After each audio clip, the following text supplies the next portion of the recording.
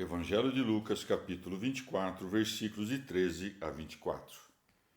No mesmo dia, caminhavam dois deles para uma aldeia chamada Emaús, que se encontrava a uma distância de 60 estádios de Jerusalém.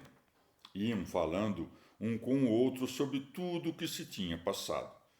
Sucedeu que, quando eles iam conversando e discorrendo entre si, aproximou-se deles o próprio Jesus e caminhou com eles. Os seus olhos, porém, estavam como que fechados, de modo que não o reconheceram. Ele disse-lhes: Que conversas são essas que ides tendo pelo caminho? E detiveram-se entristecidos. Respondeu um deles, chamado Cleofas: Só tu és forasteiro em Jerusalém e não sabes o que ali se tem passado esses dias? Ele disse-lhes: Que é? Responderam-lhe: Sobre Jesus Nazareno, que foi um profeta poderoso em obras e em palavras diante de Deus e de todo o povo, e de que maneira os nossos príncipes dos sacerdotes e os nossos magistrados o entregaram para ser condenado à morte e o crucificaram. Ora, nós esperávamos que ele fosse aquele que havia de resgatar Israel. Depois de tudo isso, porém, é já hoje o terceiro dia depois que essas coisas sucederam. É bem verdade que algumas mulheres das que estavam entre nós nos sobressaltaram, porque ao amanhecer foram ao sepulcro e, não tendo encontrado seu corpo, voltaram dizendo que tinha tido uma aparição de anjos, os quais disseram que ele está vivo. Alguns dos nossos foram ao sepulcro e acharam que era assim, como as mulheres tinham dito, mas não o encontraram. Palavra da salvação. Comentário: Lucas 24, de 13 a 24, São Beda. Hoje em dia é chamada Nicópolis, ilustre cidade da Palestina, que, depois da Guerra da Judéia, foi reconstruída por Marco Aurélio, que também lhe mudou o nome e estatuto. O estádio, medida que, segundo os gregos, foi inventada por Hércules para mensurar o comprimento das estradas, consiste na oitava parte da milha. Deste modo, 60 estádios equivale a 7.050 passos. A essa distância percorriam certos da morte do Senhor, mas duvidando da sua ressurreição. Esta, que se deu depois do sétimo dia, chamado sábado, está representada pelo número 8. Os discípulos que caminhavam falando do Senhor haviam já percorrido 6 milhas do caminho. Afligiam-se porque um homem inocente fora condenado à morte no sexto dia. E haviam já percorrido a 7ª milha. Não duvidavam de que o corpo do Senhor fora depositado no sepulcro. Não haviam, porém, percorrido senão a metade da 8ª milha. Não criam, senão imperfeitamente, na glória da ressurreição que já estava cumprida. E enquanto falavam do Senhor Jesus, este se acerca deles e passa a caminhar ao seu lado, a alumiar-lhes as almas com a fé da ressurreição e a cumprir esta promessa. Porque onde se acham 2 ou 3 congregados em meu nome, aí estou eu no meio deles. Prossegue. Sucedeu que, quando eles iam conversando e discorrendo entre si, aproximou-se deles o próprio Jesus e caminhou com eles. E falam deste modo porque o tomavam por um estranho, cujo rosto desconheciam.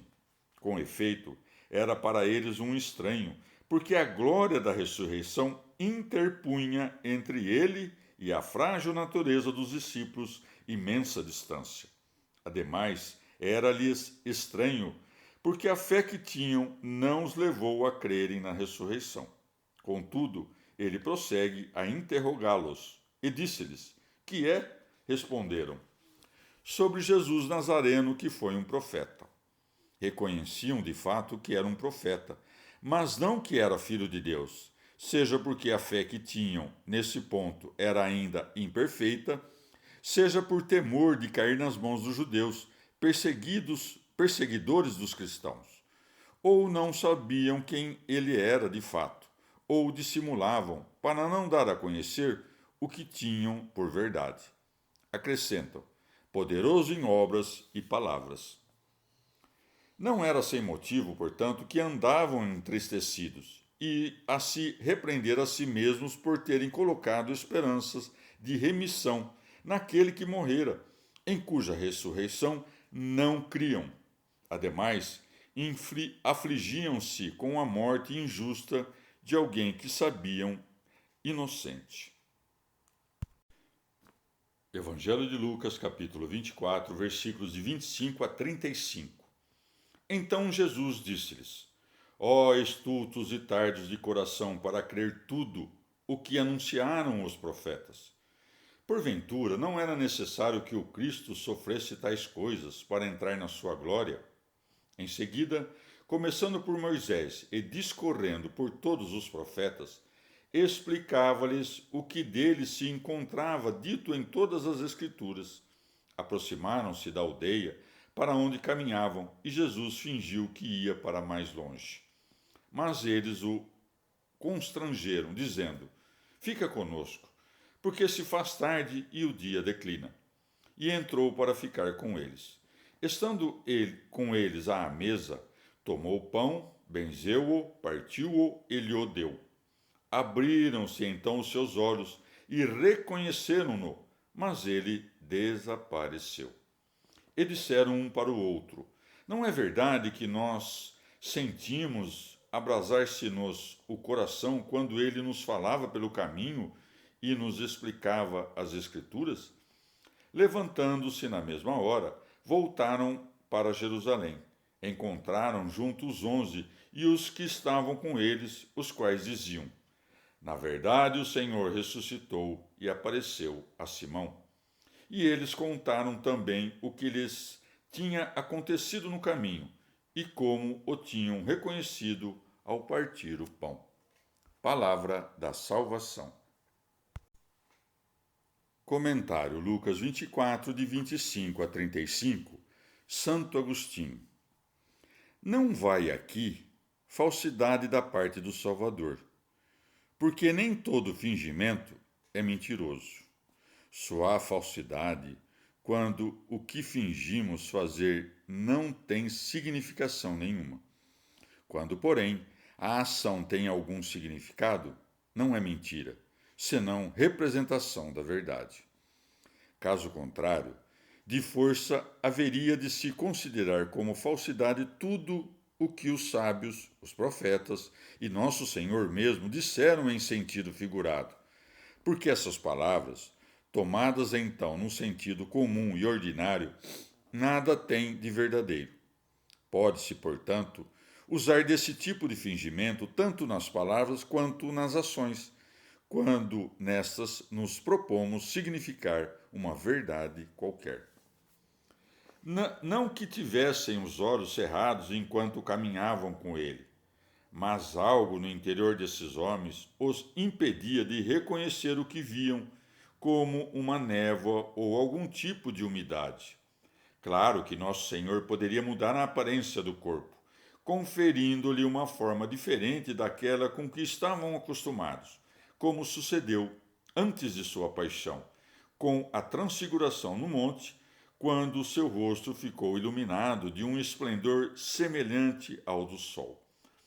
Mas as coisas não se deram assim, e somos levados a crer que o demônio lhes tapou os olhos, a impedi-los de reconhecer Jesus Cristo.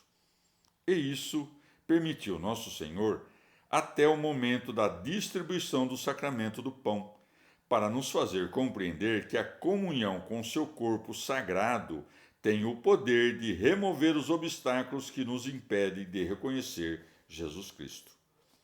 E quando o Senhor, a marchar com seus discípulos, que o não reconheciam, e a explicar-lhes as Escrituras, finge ir mais longe, quer nos ensinar que a prática dos deveres de hospitalidade pode levar os homens a conhecê-lo e que estará ele sempre com aqueles que assim procedem com seus servos, mesmo quando se afastar dos homens ao subir ao céu.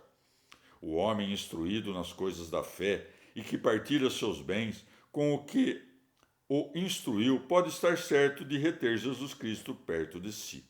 Com efeito, os discípulos de Emaús receberam o ensinamento da palavra quando o Salvador lhes explicava as Escrituras.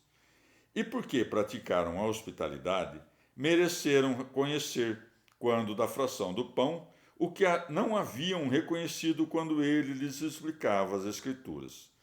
De fato, não são justos diante de Deus os que ouvem a lei, mas os que observam a lei é que serão justificados.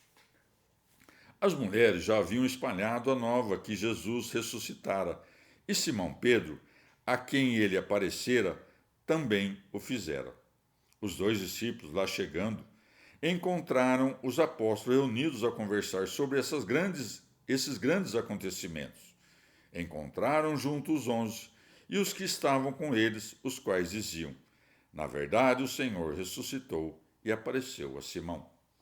São Marcos escreve: é bem verdade que os apóstolos não creram no relato desses dois discípulos, ao passo que, segundo Lucas, eles próprios declararam que o Senhor havia verdadeiramente ressuscitado.